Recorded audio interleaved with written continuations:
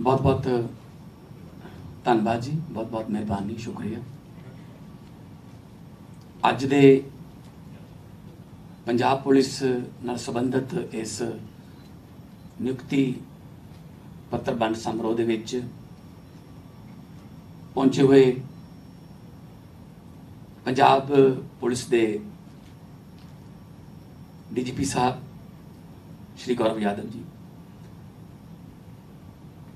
Secretary home Shri Anurag Verma जी, chief secretary साहब विजय कुमार जंजुआ जी, police दे बहुत ही senior officer साहबान, अलग अलग रैंक दे जिहड़े कि अपने परिवार दे विच अज वाधा जिहड़ा होया है उस समागम दे विच पहुंचे ने। ते सब तो ज़्यादा धन्नवादी हां मैं, ते वधाइयां भी उन्होंने तुहानूं जिन्हां ने अज वो दिन सुपने च जिहड़ा देखिया सी वो अज हकीकत च बदलदा देख रहे हो। जिन्ने भी मुंडे कुड़ियां सिलेक्ट होए ने उन्हां चों कुछ इत्थे आए ने, मेरे वालों जिन्ने भी 4380 ने उन्हां सारिਆਂ ਨੂੰ बहुत बहुत मुबारकां। तुसीं तो ਉਹਦੇ ਵਿੱਚ ਹੈਗੇ ਹੋ। मेरे को एक बड़ा इंटरस्टिंग पॉइंट आया अज सवेरे जो DGP साहब मिले मैनू। 4358 पोस्टां ने इश्तिहार दिता गया सी, 33% कुड़ियां लई राखवां कोटा सी, पर कुड़ियां दी काबलियत इन्नी ज़्यादा सी कि 3130 मुंडे ने ते 1228 कुड़ियां ने, मतलब 33% की बजाय लगभग 40% कुड़ियां जिहड़ियां ने वो अपनी काबलियत के नाल इस भर्ती दे विच शामिल होईयां ते भर्ती होईयां, सफलतापूर्वक उन्होंने टेस्ट पास किए।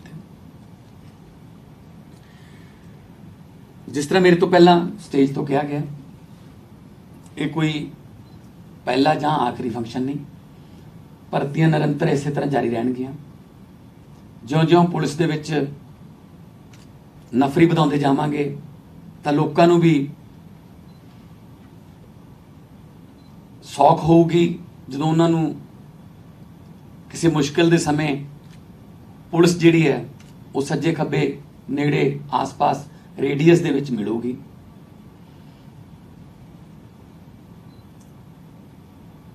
पंजाब पुलिस जिहड़ा है उहदा इतिहास जिस तरह कहा कि बड़ा गौरवमयी है। ये भी कहा गया कि कल्ली नौकरी नहीं, यह एक जज्बा, एक मौका सेवा करन दा है, क्योंकि पुलिस का सीधा संबंध आम लोगों नाल पैंदा है, सीधा राबता हुंदा है, हर रोज़ आई कॉन्टैक्ट हुंदा लोगों नाल। ते तुसीं पढ़े लिखे मुंडे कुड़ियां सारे, पहलां वाली गल नहीं हैगी। हुण तुसीं डिग्री होल्डर हो, बहुत बड़ी बड़ी डिग्रियां भी लईआं होईआं ने, विद्या तुहाडे कोले है, होर भी तरक्कियां करोगे।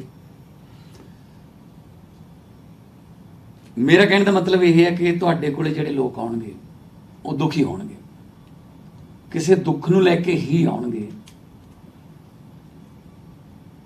कि मैनूं आ दुख है जी, मेरा आ झगड़ा है जी, मैनूं आ दिक्कत है जी। जे किते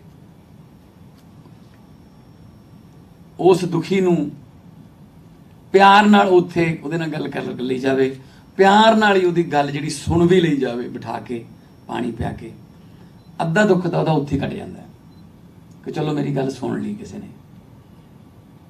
इस तरह ही डॉक्टरां ते लागू हुंदा है। डॉक्टरां कोले भी मरीज जिहड़े ने रोंदे आउंदे ने दर्द नाल, जिहड़ा डॉक्टर प्यार नाल मरीज नाल गल कर लैंदा है, अद्धी बीमारी टुट जांदी है।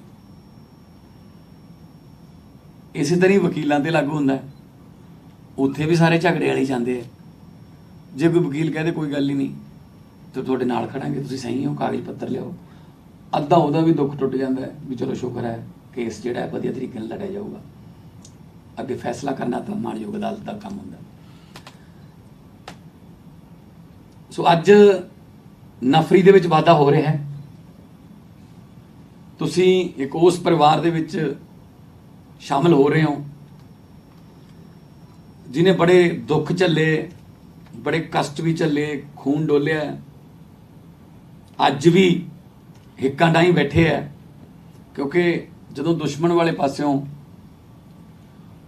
ਗੋਲੀ ਆਉਂਦੀ ਹੈ ਤਾਂ ਸਭ ਤੋਂ ਪਹਿਲਾਂ ਪੰਜਾਬ ਜਿਹੜਾ ਹੈ ਬਾਰਡਰ ਸਟੇਟ ਹੈ, ਤਾਂ ਸਾਡੇ ਸੀਨੇ ਜਿਹੜੇ ਨੇ ਉਹਨਾਂ ਗੋਲੀਆਂ ਦੇ ਸਾਹਮਣੇ ਹੁੰਦੇ ਨੇ। ਆਜ਼ਾਦੀ ਲਿਆਉਣ ਦੇ ਵਿੱਚ ਵੀ 90% ਦੇ ਲਗਭਗ ਯੋਗਦਾਨ, ਤੇ ਉਸ ਆਜ਼ਾਦੀ ਨੂੰ ਸੰਭਾਲਣ ਦੇ ਵਿੱਚ ਵੀ ਸਭ ਤੋਂ ਵੱਡਾ ਯੋਗਦਾਨ ਪੰਜਾਬ ਦਾ ਹੈ, ਪੰਜਾਬੀਆਂ ਦਾ ਹੈ। ਇਤਿਹਾਸ ਗਵਾਹ ਹੈ, ਸਾਡੇ ਬਜ਼ੁਰਗ, ਸਾਡੇ ਪੁਰਖੇ, ਸਾਡੇ ਸ਼ਹੀਦ, ਸਾਡੇ ਗੁਰੂ ਲੜਦੇ ਰਹੇ ਆ, ਜ਼ੁਲਮ ਦੇ ਖਿਲਾਫ ਲੜਦੇ ਰਹੇ। ਜਦੋਂ ਬਾਬਰ ਨੂੰ ਜਾਬਰ ਕਿਹਾ ਗਿਆ, ਦੇਖੋ ਕਿਹੜਾ ਜ਼ਮਾਨਾ ਹੋਊਗਾ ਉਸ ਵੇਲੇ। ਗੁਰੂ ਨਾਨਕ ਸਾਹਿਬ ਨੇ ਜਦੋਂ ਉਸ ਵੇਲੇ ਗੁਰੂ ਨਾਨਕ ਸਾਹਿਬ ਨੇ ਔਰਤਾਂ ਦੇ ਹੱਕ 'ਚ ਆਵਾਜ਼ ਉਠਾਈ, ਏਤੀ ਮਾਰ ਪਈ ਕੁਰਲਾਨੇ ਤੈ ਕੀ ਦਰਦ ਨਾ ਆਇਆ, ਸੋ ਕਿਉ ਮੰਦਾ ਆਖੀਏ ਜਿਤ ਜੰਮੇ ਰਾਜਾਨ।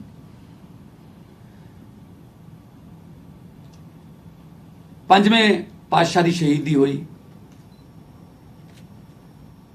ਉਸ ਤੋਂ ਬਾਅਦ ਫਿਰ ਜਿਹੜੇ ਉਦੋਂ ਦੇ ਰਾਜੇ ਮਹਾਰਾਜੇ ਸੀ ਉਹਨਾਂ ਨਾਲ ਲੜਾਈਆਂ ਚੱਲਦੀਆਂ ਹੀ ਰਹੀਆਂ, ਚਾਹੇ ਗਵਾਲੀਅਰ ਦੇ ਕਿਲੇ ਚੋਂ ਬੰਦੀ ਛੋੜਦਾ ਹੋਵੇ, ਭਾਵੇਂ ਗੁਰੂ ਤੇਗ ਬਹਾਦਰ ਸਾਹਿਬ ਦੀ ਸ਼ਹੀਦੀ ਹੋਵੇ, ਗੁਰੂ ਗੋਬਿੰਦ ਸਿੰਘ ਜੀ ਦੀ ਸਰਬੰਸ ਵਾਰਿਆ ਉਹਨਾਂ ਨੇ ਜ਼ੁਲਮ ਦੇ ਖਿਲਾਫ। ਸੋ ਆਪਾਂ ਇਹ ਗੱਲ ਯਾਦ ਰੱਖਣੀ ਹੈ ਕਿ ਅਸੀਂ ਮਜ਼ਲੂਮਾਂ ਦੇ ਹੱਕ 'ਚ ਹਾਂ, ਅਸੀਂ ਜ਼ੁਲਮ ਨਾ ਸਹਿਨੇ ਹਾਂ ਤੇ ਨਾ ਕਰਦੇ ਹਾਂ। ਸੋ ਤੁਹਾਡੇ ਕੋਲੇ ਬਹੁਤ ਸਾਰੇ ਕੇਸ ਤੁਹਾਡੇ ਇਸ ਨੌਕਰੀ ਦੌਰਾਨ ਆਉਣਗੇ ਜਿੱਥੇ ਤੁਸੀਂ ਕਈ ਵਾਰ ਦੁਚਿੱਤੀ ਜਾਂ 3-4 ਕਿਸੇ ਚੌਂਕ ਵਰਗੀ ਹਾਲਤ ਹੋ ਜਾਊਗੀ ਕਿ ਕਿੱਧਰ ਨੂੰ ਜਾਈਏ ਹੁਣ। ਤਾਂ ਮੈਂ ਤੁਹਾਨੂੰ ਬੇਨਤੀ ਕਰਦਾ ਕਿ ਆਪਣੇ ਦਿਲ ਨੂੰ ਪੁੱਛ ਕੇ ਇਮਾਨਦਾਰੀ ਵਾਲੇ ਪਾਸੇ ਜਾਇਓ, ਸੱਚ ਵਾਲੇ ਪਾਸੇ ਜਾਇਓ, ਤਾਂ ਤੁਹਾਨੂੰ ਸਕੂਨ ਮਿਲੂਗਾ। ਪੈਸੇ ਕਮਾ ਕੇ ਬਹੁਤ ਦੁਨੀਆ ਤੁਰ ਗਈ ਇੱਥੋਂ, ਕੋਈ ਕਿਸੇ ਨੂੰ ਯਾਦ ਨਹੀਂ ਰੱਖਦਾ।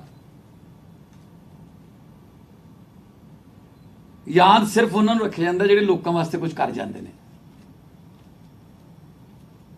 ਸ਼ਹੀਦ ਆਜ਼ਮ ਭਗਤ ਸਿੰਘ ਹੋਰਾਂ ਦੇ ਬਹੁਤ ਸਾਰੇ ਹਾਣੀ ਹੋਣਗੇ ਉਹਨਾਂ ਦੀ ਉਮਰ ਦੇ, ਉਹਨਾਂ ਤੋਂ 2 ਮਹੀਨੇ ਛੋਟੇ, 2 ਮਹੀਨੇ ਵੱਡੇ, ਜਿਨ੍ਹਾਂ ਦੇ ਟੱਬਰ ਇਹ ਕਹਿੰਦੇ ਹੋਣਗੇ ਪੁੱਤ ਇਹਨਾਂ ਨਾਲ ਨਾ ਰਲਿਓ, ਇਹ ਤਾਂ ਗਲਤ ਸੰਗਤ 'ਚ ਪੈ ਗਏ, ਆਪਾਂ ਕੀ ਲੈਣਾ, ਆਪਾਂ ਆਪਦਾ ਕੰਮਕਾਰ ਕਰੀਏ।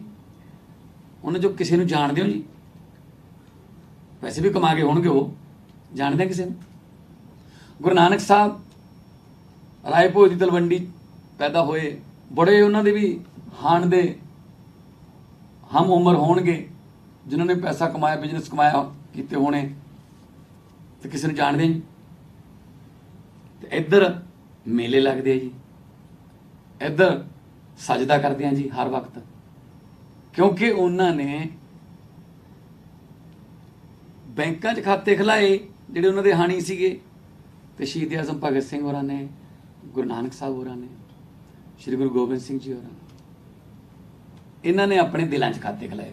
ਇਸੇ ਕਰਕੇ ਹਰੇਕ ਸਾਲ ਨਵਾਂ ਕੈਲੰਡਰ ਲੈ ਆਉਂਦੇ ਆਪਾਂ, ਉਹਨਾਂ ਦੀ ਨਵੀਂ ਫੋਟੋ ਵਾਲਾ, ਕਿਉਂਕਿ ਖਾਤੇ ਦਿਲਾਂ 'ਚ ਖਿਲਾਏ ਹੋਏ ਨੇ। ਔਰ ਦਿਲਾਂ ਵਾਲੇ ਖਾਤੇ ਜਿਹੜੇ ਨੇ ਉਹਦਾ ਪਾਸਵਰਡ ਜਿਹੜਾ ਉਹ ਲੋਕਾਂ ਕੋਲ ਹੀ ਹੁੰਦਾ। ਸੋ ਲੋਕ ਹੀ ਜਾਣਦੇ ਨੇ ਕਿ ਕੌਣ ਸਾਡੇ ਲਈ ਕੰਮ ਕਰਦਾ। ਤੁਸੀਂ ਪੰਜਾਬ ਪੁਲਿਸ 'ਚ ਤੁਹਾਡੀਆਂ ਡਿਊਟੀਆਂ ਸੜਕਾਂ 'ਤੇ ਵੀ ਲੱਗਣਗੀਆਂ, ਤੁਹਾਡੀਆਂ ਡਿਊਟੀਆਂ ਰੇਲਵੇ ਸਟੇਸ਼ਨਾਂ 'ਤੇ ਵੀ ਲੱਗਣਗੀਆਂ, ਬੱਸ ਸਟੈਂਡਾਂ 'ਤੇ ਲੱਗਣਗੀਆਂ। ਮੀਂਹ ਵਾਲੇ ਹਾਲਾਤਾਂ 'ਚ ਵੀ ਕੰਮ ਕਰੋਗੇ, ਹਨੇਰੀ ਵੀ ਆਊਗੀ, ਠੰਡ ਵੀ, ਗਰਮੀ ਵੀ, ਪਰ ਸਿਪਾਹੀ ਦਾ ਮਤਲਬ ਇਹ ਹੈ ਕਿ ਹਰ ਹਾਲਾਤ ਦੇ ਵਿੱਚ ਡਟਿਆ ਰਹੇ ਤੇ ਆਪਣੀ ਡਿਊਟੀ ਕਰੇ। ਅੱਜ ਕੱਲ੍ਹ CCTV ਕੈਮਰੇ, ਹੋਰ ਬਹੁਤ ਕੁਛ ਆ ਗਿਆ, ਇਕਵਿਪਮੈਂਟ, ਪੁਲਿਸ ਦੀ ਥੋੜ੍ਹੀ ਜਿਹੀ ਨੌਕਰੀ ਜਿਹੜੀ ਹੈ ਜਾਂ ਪੁਲਿਸ ਦਾ ਕੰਮ ਥੋੜ੍ਹਾ ਜਿਹਾ ਸੌਖਾ ਹੋ ਗਿਆ। ਤੀਜੀ ਅੱਖ ਕਹਿ ਦਿੰਦੇ ਆਪਾਂ ਉਹਨਾਂ ਨੂੰ, ਕੈਮਰਿਆਂ ਨੂੰ। ਤਾਂ ਉਹਨਾਂ ਕੈਮਰੇ ਰਾਹੀਂ ਬਹੁਤ ਕੁਝ ਕ੍ਰਾਈਮ ਫੜੇ ਜਾ ਰਹੇ ਨੇ। ਸੋ ਬਾਕੀ ਜੇ ਆਪਣੇ ਕੋਲੇ ਆ ਗਿਆ ਲੇਟੈਸਟ ਉਪਕਰਨ ਜਿਹੜੇ ਨੇ, ਤਾਂ ਉਹ ਦੇਸ਼ ਦੇ ਜਿਹੜੇ ਦੁਸ਼ਮਣ ਨੇ ਉਹਨਾਂ ਕੋਲ ਵੀ ਆ ਗਏ, ਉਹ ਵੀ ਨਵੇਂ ਨਵੇਂ ਤਰੀਕੇ ਲੱਭਦੇ ਰਹਿੰਦੇ ਆ। ਸੋ ਅਪਡੇਟ ਰਹਿਣਾ ਪਊਗਾ ਹਰ ਵਕਤ। ਮੈਨੂੰ ਉਮੀਦ ਹੈ ਕਿ ਤੁਸੀਂ ਯੰਗ ਮੁੰਡੇ ਕੁੜੀਆਂ ਪੰਜਾਬ ਦਾ ਨਾਮ ਰੌਸ਼ਨ ਕਰੋਗੇ। ਔਰ ਮੈਂ ਪਹਿਲਾਂ ਕਿਹਾ ਸੀਗਾ ਕਿ ਭਰਤੀਆਂ ਹਜੇ ਵੀ ਜਾਰੀ ਰਹਿਣਗੀਆਂ। ਸਾਡਾ ਕੰਮ ਹੈ ਜਿਸ ਦਿਨ ਭਰਤੀਆਂ ਨਿਕਲੀਆਂ ਅਸੀਂ ਤੁਹਾਨੂੰ ਲੈਟਰ ਦੇ ਦਾਂਗੇ। ਨਾ ਅਸੀਂ ਕਿਸੇ ਮਾਫੀਏ ਨੂੰ, ਨਾ ਅਸੀਂ ਕਿਸੇ ਰਿਸ਼ਤੇਦਾਰਾਂ ਨੂੰ, ਨਾ ਅਸੀਂ ਕਿਸੇ ਚੇਲੇ ਚਪਟਿਆਂ ਨੂੰ ਮੂਹਰੇ ਲਾਉਣਾ ਵੀ ਤੂੰ ਪੈਸੇ ਫੜ ਲੈ ਜਾਂ ਤੂੰ ਪੈਸੇ ਇਕੱਠੇ ਕਰ ਲੈ, ਇਹ ਕਰ ਲੈ। ਤੁਸੀਂ ਆਪਣੀ ਕਾਬਲੀਅਤ ਤੇ ਆਏ ਹੋ ਔਰ ਅੱਗੇ ਤਰੱਕੀ ਕਾਬਲੀਅਤ ਨਾਲ ਹੀ ਕਰਨੀ ਹੈ। ਹੋਰ ਵੀ ਤੁਹਾਡੇ ਪੇਪਰ ਹੋਣਗੇ, ਉਹਨਾਂ ਪੇਪਰਾਂ ਨੂੰ ਦੇ ਕੇ ਤੁਸੀਂ ਅੱਗੇ ਹੋਰ ਤਰੱਕੀਆਂ ਕਰੋਗੇ। ਸੋ ਮੈਨੂੰ ਇਸ ਗੱਲ ਦੀ ਖੁਸ਼ੀ ਹੈ ਕਿ ਇਹ ਕੰਮ ਪਰਮਾਤਮਾ ਨੇ ਮੇਰੇ ਜ਼ਿੰਮੇ ਲਾਇਆ ਤੇ ਤੁਸੀਂ ਪਹਿਲੀ ਤਨਖਾਹ ਜਦੋਂ ਮੈਨੂੰ ਪਤਾ, ਮੈਨੂੰ ਯਾਦ ਹੈ ਜਦੋਂ ਪਹਿਲੀ ਵਾਰ ਮੈਂ ਕਿਸੇ ਕਾਲਜ ਦੇ ਫੰਕਸ਼ਨ ਚੋਂ ਮੈਨੂੰ ਕਿਤੇ ਲੈ ਗਏ, ਕੋਈ ਟੂਰਨਾਮੈਂਟ ਸੀਗਾ ਕਬੱਡੀ ਦਾ, ਤੇ ਮੈਨੂੰ 350 ਰੁਪਇਆ ਮਿਲਿਆ ਸੀ। ਤੇ ਉਹ ਬੱਸ ਦੇ ਉੱਪਰ ਛੱਤ ਤੇ ਬੈਠਾ ਸੀ ਮੈਂ, ਇੱਥੇ ਪੈਂਟ ਦੀ ਜੇਬ 'ਚ ਪੈਸੇ ਪਾਏ ਹੋਏ ਸੀਗੇ। ਉਹ ਪਹਿਲੀ ਕਮਾਈ ਸੀ ਮੇਰੀ। ਮੈਂ ਮਤਲਬ ਇੰਨੇ ਜ਼ੋਰ ਨਾਲ ਪੈਸੇ ਉਹ ਫੜੇ ਹੋਏ ਸੀ।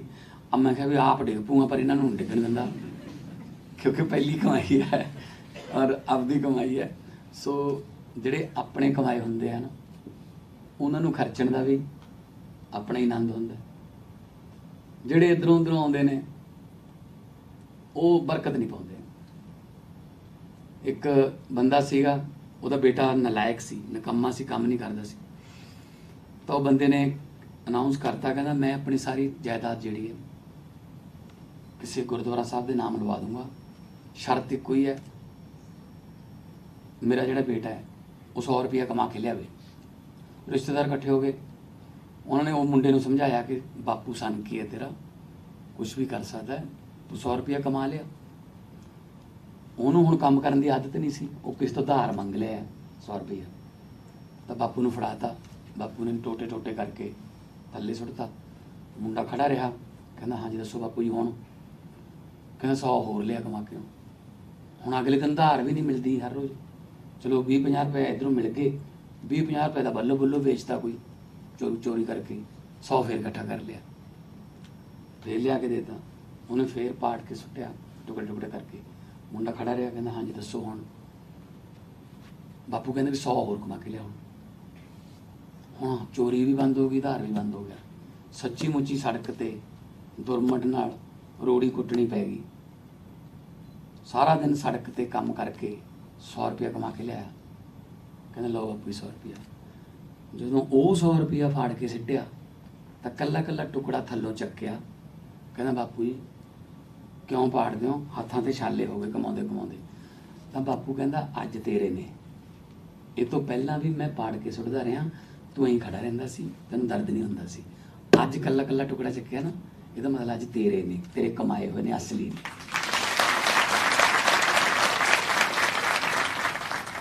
ਸੋ ਰਿਸ਼ਵਤ ਦਾ ਪੈਸਾ ਇਧਰੋਂ ਉਧਰੋਂ ਆਇਆ ਹੋਇਆ, ਬਿਨਾਂ ਮਿਹਨਤ ਤੋਂ ਆਇਆ ਹੋਇਆ ਪੈਸਾ ਆ ਜਾਊਗਾ, ਪਰ ਬਰਕਤ ਨਹੀਂ ਪਾਉਂਦਾ, ਉਹ ਸਕੂਨ ਨਹੀਂ ਦਿੰਦਾ।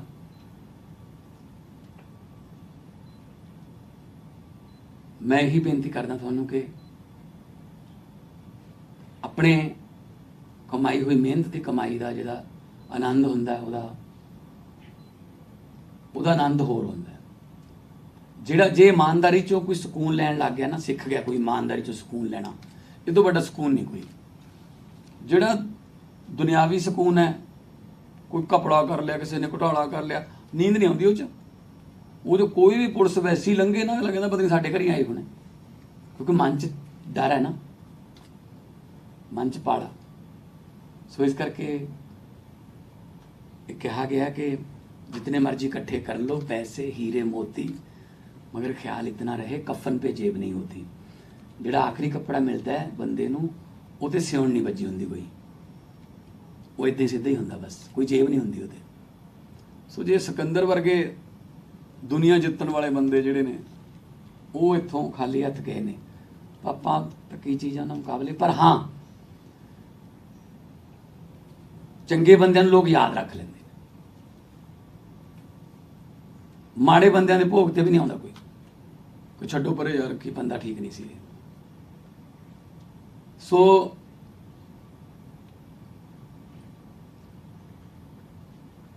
एक शेर है कि आदमी बड़ा सालों से नहीं ख्यालों से होता है। ਤੁਹਾਡੇ ਪਿੰਡਾਂ 'ਚ ਵੀ 90-90 ਸਾਲ ਦੇ ਬੁੜੇ ਪਏ ਹੋਣੇ ਮੰਜਿਆਂ ਤੇ, ਅੱਧੇ ਪਿੰਡ ਨੂੰ ਪਤਾ ਨਹੀਂ ਹੋਣਾ ਵੀ ਮਰ ਗਿਆ ਗੁਰਨਾਮ ਸੂਝਾ ਹੈਗਾ ਜੀ। 90-90 ਸਾਲ ਦੀ ਉਮਰ ਹੋ ਗਈ, 92-95 ਦਾ ਵੀ ਪਿਆ ਹੋਣਾ ਕੋਈ ਬੁੜਾ, ਪਤਾ ਨਹੀਂ ਹੋਣਾ ਵੀ ਜਿਉਂਦਾ ਹੈ ਜਾਂ ਮਰ ਗਿਆ।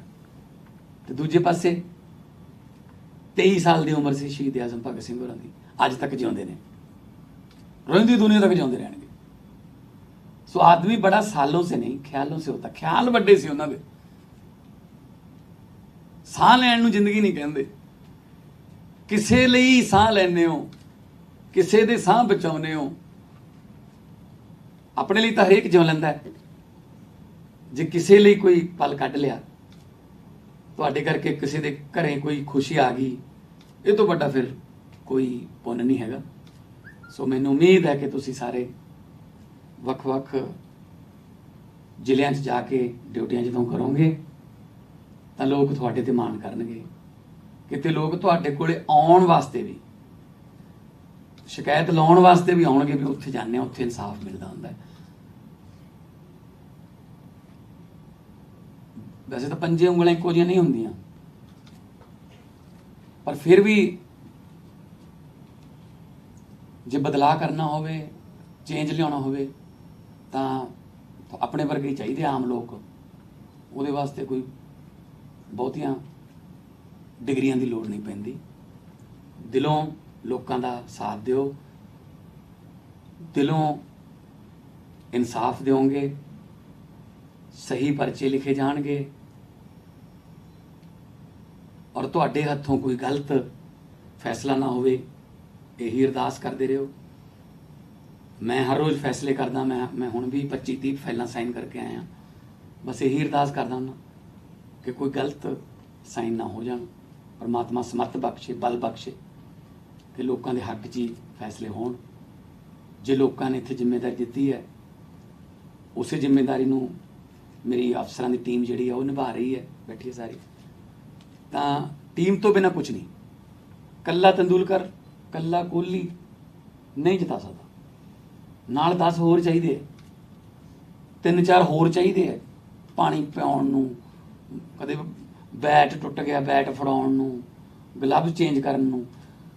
ਕਈ ਵਾਰੀ 12ਵਾਂ 13ਵਾਂ 14ਵਾਂ 15 ਖਿਲਾੜੀ ਖੇਡਦੇ ਹੀ ਨਹੀਂ ਸਾਰਾ ਟੂਰਨਾਮੈਂਟ, 11 ਦੇ 11 ਖੇਡੀ ਜਾਂਦੇ, ਪਰ ਟੀਮ ਜਿੱਤ ਜਾਂਦੀ ਹੈ ਗੋਲਡ ਮੈਡਲ।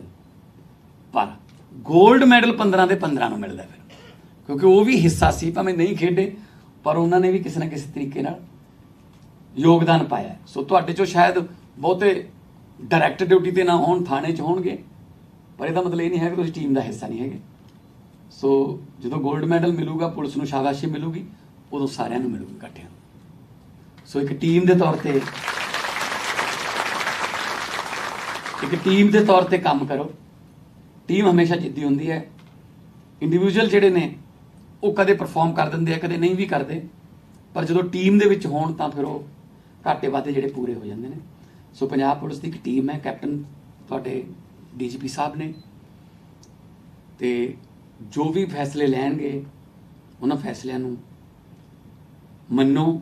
ਉਹਨਾਂ ਜੋ ਐਕਸਪੈਕਟ ਕਰਦੇ ਨੇ ਉਹ ਤੋਂ ਦੁੱਗਣਾ ਰਿਜ਼ਲਟ ਦਿਓਗੇ। ਅਸੀਂ ਆਉਣ ਸਾਰ, ਜਦੋਂ ਮੈਂ ਸਹੁੰ ਚੱਕੀ 16 ਮਾਰਚ ਨੂੰ, 17-18 ਮਾਰਚ ਨੂੰ ਅਸੀਂ ਫੈਸਲਾ ਕੀਤਾ ਕਿ ਪੰਜਾਬ ਪੁਲਿਸ ਜਿੰਨੇ ਵੀ ਕਰਮਚਾਰੀ ਨੇ ਕੰਮ ਕਰਦੇ ਨੇ, ਉਹਨਾਂ ਦੇ ਜਨਮ ਦਿਨ ਵਾਲੇ ਦਿਨ ਉਹਨਾਂ ਨੂੰ ਘਰੇ ਇੱਕ ਕਾਰਡ ਜਾਊਗਾ ਜਿਹਦੇ ਲਿਖਿਆ ਹੋਊਗਾ ਹੈਪੀ ਬਰਥਡੇ, ਤੇ ਉਹਨਾਂ ਦੇ ਪਰਿਵਾਰ ਨੂੰ ਵਧਾਈ ਦਿੱਤੇ ਜਾਣਗੀਆਂ ਕਿ ਤੁਹਾਡੇ ਪਿਤਾ ਜੀ, ਤੁਹਾਡੇ ਪਾਪਾ ਜਾਂ ਤੁਹਾਡੇ ਜਿਹਨੂੰ ਵੀ ਸੰਬੋਧਨ ਕੀਤਾ, ਤੁਹਾਡੇ ਹਸਬੈਂਡ ਸਾਡੀ ਪੁਲਿਸ ਫੋਰਸ ਦੇ ਵਿੱਚ ਬਹੁਤ ਵਧੀਆ ਕੰਮ ਕਰ ਰਹੇ ਨੇ। ਬੱਚਿਆਂ ਦਾ ਹੌਸਲਾ ਵੱਧ ਜਾਂਦਾ। ਆਉਂਦੇ ਆ ਕਾਰਡ, ਆਉਂਦੇ ਹੁਣ ਘਰੇ ਸਾਰਾ। ਔਰ ਮੈਂ ਜਦੋਂ MP ਵੀ ਸੀਗਾ ਤੇ ਅੱਜ ਹੁਣ ਚੀਫ ਮਿਨਿਸਟਰ ਹਾਂ, ਜਿੰਨੇ ਵੀ ਪ੍ਰੋਟੋਕਾਲ ਮੁਤਾਬਕ ਸਲੂਟ ਵੱਜਦੇ ਨੇ, ਜਾਵਾਂਗੇ ਤਾਂ ਪ੍ਰੋਟੋਕਾਲ ਹੈ, ਸਲੂਟ ਮਾਰਦੇ ਨੇ ਸੜਕਾਂ ਤੇ ਖੜੇ। ਮੈਂ ਇੱਕ ਵੀ ਸਲੂਟ ਜਿਹੜਾ ਹੈ ਉਹ ਅਨਅਟੈਂਡਡ ਨਹੀਂ ਛੱਡਦਾ, ਮੈਂ ਵੀ ਵਾਪਸ ਸਲੂਟ ਮਾਰਦਾ, ਕਿਉਂਕਿ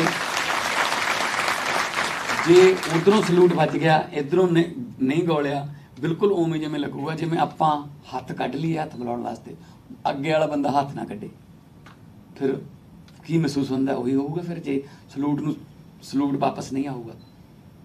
ਸੋ ਜੇ ਇੱਜ਼ਤ ਕਰਾਉਣੀ ਹੈ ਤਾਂ ਇੱਜ਼ਤ ਕਰਨੀ ਵੀ ਸਿੱਖੋ। ਸੋ ਇਸ ਕਰਕੇ ਮੇਰੇ ਦਿਲ 'ਚ ਤੁਹਾਡੇ ਸਾਰਿਆਂ ਲਈ ਬਹੁਤ ਇੱਜ਼ਤ ਹੈ। ਮੈਂ ਚਾਹੁੰਦਾ ਤੁਸੀਂ ਆਪਣੇ ਡਿਪਾਰਟਮੈਂਟ ਦੇ ਵਿੱਚ ਬੈਸਟ ਬਣੋ ਔਰ ਮੁਕਾਬਲਾ ਹੋਵੇ, ਮੁਕਾਬਲੇ ਦੇ ਵਿੱਚੋਂ ਹੀ ਫਿਰ ਜਿਹੜੀ ਹੈ ਤਰੱਕੀਆਂ ਹੁੰਦੀਆਂ ਨੇ।